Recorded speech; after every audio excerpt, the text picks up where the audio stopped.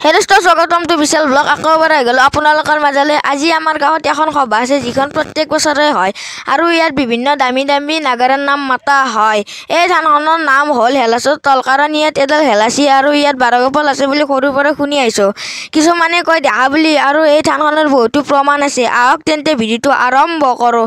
প্ৰথমতে মই গা চা ধুই ৰেডি হৈ গেটৰ ওচৰলৈ আহি পালোঁ। এই চাব পাৰে ইয়াত গেট দি আছে, আদৰিছোঁ, ধন্যবাদ। আৰু ইয়াত বহুতো মানুহ হৈ আছে আৰু ইয়াত পানী পুৰি দোকানৰ পৰা আদি কৰি বহুতো দোকান আছে।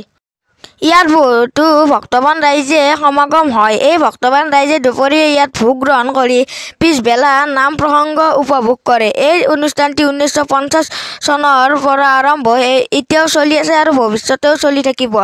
এই থানখন জাগ্ৰত থান হিচাপে গণ্য কৰা হয়। এই থানখনে বিভিন্ন সময়ত বিভিন্ন ব্যক্তিক বাৰগোপাল প্ৰত্যক্ষ কৰা বুলি দাবী কৰি আহিছে। আহক দোস্ত, এতিয়া আমি ভোগ গ্ৰহণ কৰা ৰাইজে কেইটামান দৃশ্য দেখাওঁ।